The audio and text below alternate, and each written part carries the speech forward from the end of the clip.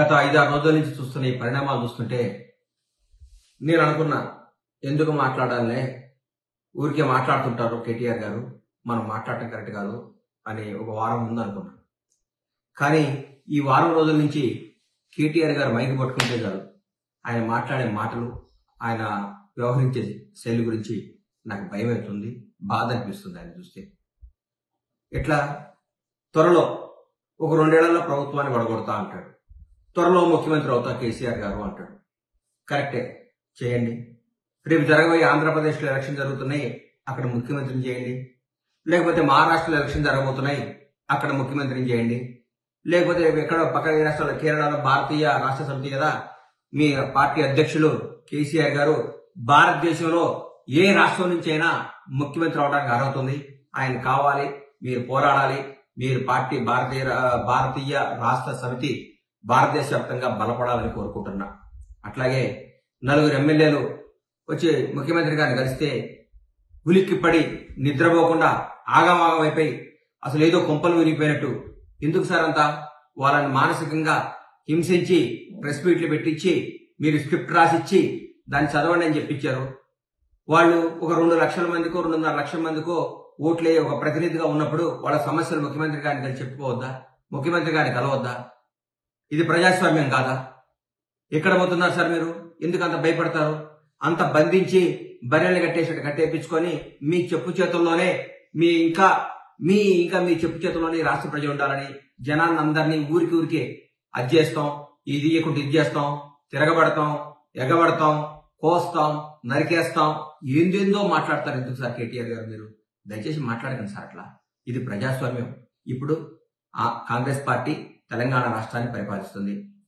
గౌరవనీయుల ముఖ్యమంత్రి రేవంత్ రెడ్డి గారు, మా మంత్రివర్గం అందరూ బ్రహ్మాండంగా చేస్తున్నారు. జరుగుతున్న పనులు 45-46 రోజుల్లోనే ఇది కుంపలారిపోయినట్టు రోజు ప్రెస్ మీట్, గూగుల్ పే చేయటం, ప్రెస్ మీట్ పెట్టడం, గూగుల్ పే చేయటం, ప్రెస్ మీట్ పెట్టడం. ఇది కాదు సార్. ఎట్లా ప్రజలకు ఏం చేయాలి? మీరు చేసిన తప్పులేంది? మీరు ఎందుకు ఓడిపోయారు? కొద్ది పర్సెంట్తోనే ఓడిపోయి ఉన్నారు. మీరు గెలిచింది చాలా పెద్ద పర్సెంట్తో గెలిచారా సార్ ఇంతకుముందు? మీరు ఎప్పుడన్నా ఫస్ట్ టైం మీకు 62 సీట్లు వచ్చినాయి సార్. 62 సీట్లతో మీరందరినీ అభివృద్ధి పేరుతో, ఇప్పుడు నేను మిమ్మల్ని ఏమన్నా అభివృద్ధి పేరుతో, రాష్ట్రాన్ని అభివృద్ధి పేరుతో మా కాంగ్రెస్ ఎమ్మెల్యేలందరినీ, అప్పటి తెలుగుదేశం ఎమ్మెల్యేలందరినీ కూడా మీ చెంతనే చేసుకున్నారు. మేమందరూ ప్రతిపక్షాలందరూ అడిగితే ఇది అభివృద్ధి పేరుతో రావాలి, దీన్ని అందరూ ఆమోదించాలి, దీన్ని సమ్మతించాలి అని మీరు మాట్లాడారు. తర్వాత ఉత్తమ్ కుమార్ రెడ్డి గారి నాయకత్వంలో మేము ఎలక్షన్ చేయడం జరిగింది. మాకు అప్పుడు మేము ఓటమి చెందాం. మా ఎమ్మెల్యేలందరినీ కూడా అదే రిపీట్ చేశారు, అభివృద్ధి పేరుతో అభివృద్ధి చేస్తున్నాం, మీ ఎమ్మెల్యేలను తీసుకొస్తున్నాం అని మమ్మల్ని ప్రతిపక్ష హోదా లేకుండా కూడా చేశారు మీరు. అది మీరు గుర్తుపెట్టుకోవాలి సార్.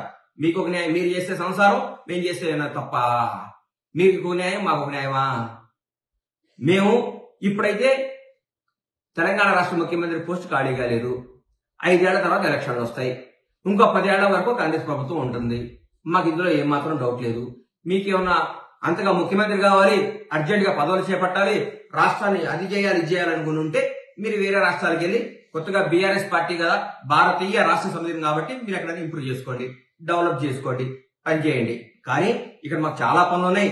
అవినీతి మొత్తం ఒక్కొక్కరు తిమ్మింగ్రాలు, ఒక చిన్న ఆఫీసర్, మీ చెప్పు చేతుల్లో ఒక చిన్న ఆఫీసర్ని పట్టుకుంటేనే ఒక 1000 కోట్లు వచ్చినాయి. ఇవాళ 1000 కోట్లు.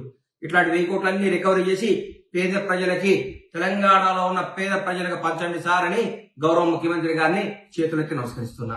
సార్ ఇట్లాంటి చాలా తిమింగలాలు ఉన్నాయి, పెద్ద సొర చేపలు ఉన్నాయి, ఈ చేపలను పట్టండి సార్. పెద్ద పదవుల్లో ఉన్నారు. ఈ హైదరాబాద్ చుట్టుపక్కల చాలా పెద్ద పదవులు చేసిన అందరూ పట్టుకుంటే దాదాపు మీకు 10,000 కోట్లు వస్తే చాలా రైతు బంధు, ఇంకో బంధు వెళ్ళిపోతాం మనకి.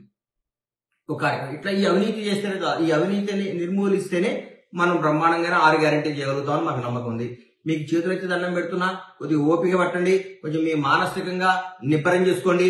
మేము ఓడిపోయినాం, మేము ప్రతిపక్షంలో ఉన్నాం, మాకు ఇబ్బంది, రాబోయే భవిష్యత్తులో మంచి పనులు చేసి ఇంకా కొంచెం మంచిగా జనంలో చొచ్చుకుపోయి జనాన్ని ప్రేమ ఎలా పొందాలో ఆలోచించండి. కానీ ఊరికే ఎట్లా గవర్నమెంట్ అధికారం ఇస్తారని జనం మీద తీసుకొని నాయకుల్ని హింస పెడితే మీకు ఏమాత్రం న్యాయం జరగదు కాక మిమ్మల్ని ఆల్రెడీ జనం అందరూ అనుకుంటున్నారు, సార్ ఆయన ఎక్కడైనా చూపించండి సార్, కొంచెం కేరళ కన్నా ఎక్కడికైనా పోయి ట్రీట్మెంట్ చేయండి సార్, కేటీఆర్ గారు ఆగమాగం అయిపోతున్నాడు అంటున్నారు.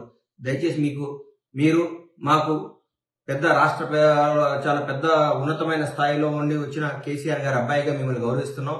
రాష్ట్ర నాయకులు కేసీఆర్ గారి అబ్బాయిగా మీకు గౌరవిస్తున్నాం, అభిమానిస్తున్నాం. అందుకంటే మిమ్మల్ని మేము ఏ విధంగా మేము చూడం. మీరు ఎప్పటికీ మా కేసీఆర్ గారి అబ్బాయే. మీరు నాన్నగారి పేరు చెడగొట్టకండి, మీ నాన్నగారి పేరు నాగం చేయకండి. ఆయన తెలంగాణ రావడంలో కూడా కీలక పోషించారని మేము నమ్ముతున్నాం. కాబట్టి మీరు దయచేసి కేసీఆర్ గారి పేరు చెడగొట్టొద్దని, టీఆర్ఎస్ పార్టీని, బీఆర్ఎస్ పార్టీని అప్రతిష్ట పాలు చేయకుండా ప్రజా సమస్యలపై పోరాడండి, టైం ఇవ్వండి, అన్ని జరుగుతాయి. అన్యాయంగా ఊరికూరికి మా ముఖ్యమంత్రి గారిని పట్టుకొని ఎట్లా బట్టి అట్లా మాట్లాడటం, మా మంత్రివర్గాన్ని మాట్లాడటం చేయకండి. అది మీకు మంచిది కాదు. మీకు రాబోయే రోజుల్లో చాలా చాలా మమ్మల్ని చూసి అసూయపడి మీరు గిల్లుకునే రోజులు చాలా ఉన్నాయి. మా కార్యక్రమాలు అట్లున్నాయి, అన్ని మంచి జరుగుతాయి. మీరు ఆగం కావద్దని మనస్ఫూర్తిగా కోరుకుంటూ మీ ఆరోగ్యం జాగ్రత్తగా ఉండాలని ఆ భగవంతుని ప్రార్థిస్తూ మీ బట్ల గణేష్.